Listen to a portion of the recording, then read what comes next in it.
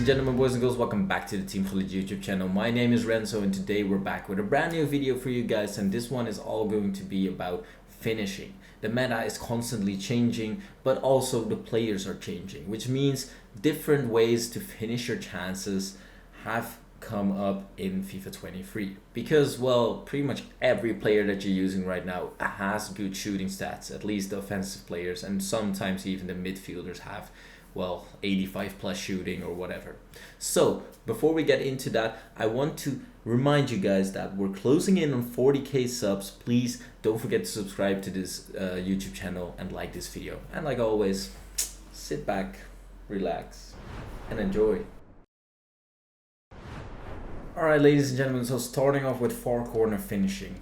But let me show you why we're going to talk about this, because in this situation you might be thinking, okay, it's Bellingham, this team of the year Bellingham, let me shoot.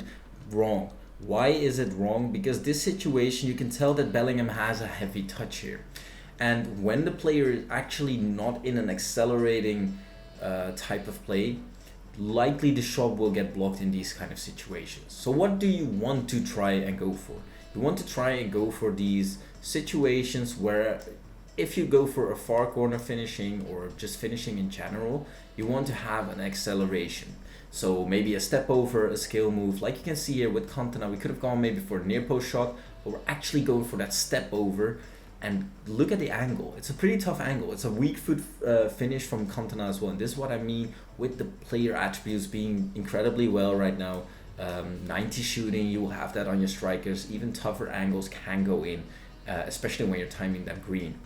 Even here, Cantona might have a chance on his stronger right foot, but making a skill move, that fake shot is accelerating Cantona and then setting up a perfect finish into the far corner, in which the keeper and your opponent can't even anticipate the power of this shot. Even if somebody would have moved that a little bit to the far corner, it's likely that it would have gone in, especially if you can green time it. Here as well, this example, putting the step overs with Bamford here actually into the space. I already know before I even did the step over that I can finish this to the far corner, and especially if you can time your shots green, this is perfect because the acceleration giving you more time to time it. Then low driven finishes. Low driven finishes are very strong right now. I feel like it has become stronger over the year, because in this situation you're getting space with Cantona and you might think, oh, okay, I need to shoot this real quick because I'm in space. Wrong. Just let let Cantona control the ball very well, or just get close to the ball, let the keeper come close, don't overpower it, just take a low power shot, and then you have a driven shot.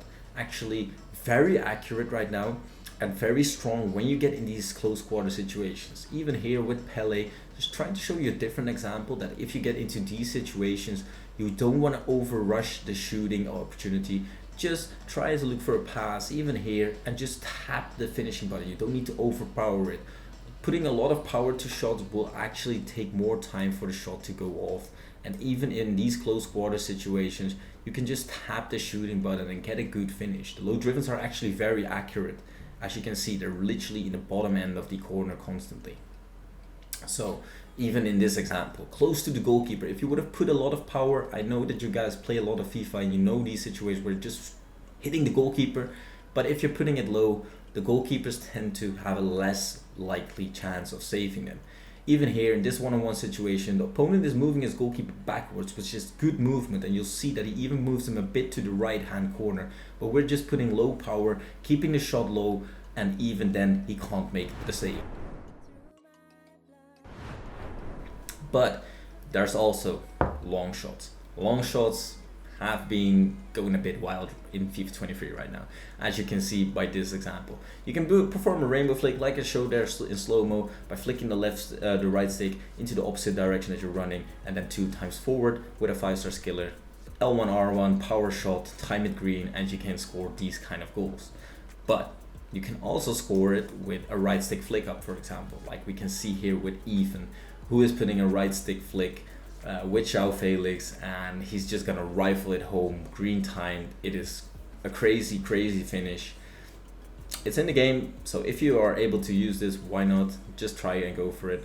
But we also have this one, the finesse, it's still in there. The attributes, like I said, have improved from every striker, midfielder that is attacking minded. If you get these type of angles, you can go for the finesses, especially when timing them green. You will have these players like, for example, an 87 rate Madueke who has a 3-star weak foot. If you time the shot green, then it can actually go in, as you can see here. I hope you guys enjoyed this one. See you guys in the next one. Ciao.